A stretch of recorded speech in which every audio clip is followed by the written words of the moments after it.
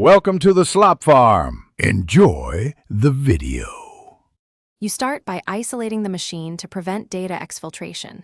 Disconnect Ethernet and turn off Wi-Fi immediately. Do not panic.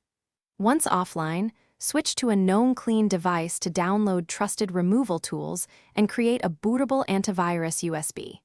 Make sure you have an administrative account and an external backup target ready, but do not restore files yet. These containment actions stop ongoing Keylogger activity and let you build a safe recovery path before performing deeper scans and changes.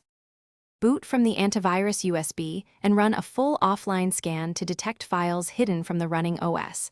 This helps catch kernel or startup keyloggers.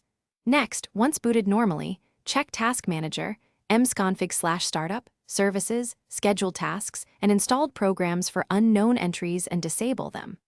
Run anti-rootkit utilities to uncover low-level hooks. After removing or quarantining confirmed threats, review auto runs and delete malicious files by file path. Then create a system restore point before proceeding to credential recovery. You finish by reclaiming accounts and hardening the system.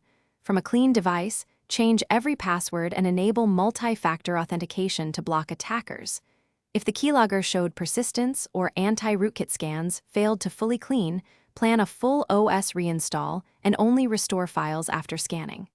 Make sure updates, reputable antivirus, and a strict user account model are in place. If problems continue, disconnect and seek professional forensic help. One key tip: keep forensic images and logs for troubleshooting and evidence. Thanks for watching. Consider subscribing if we helped you today.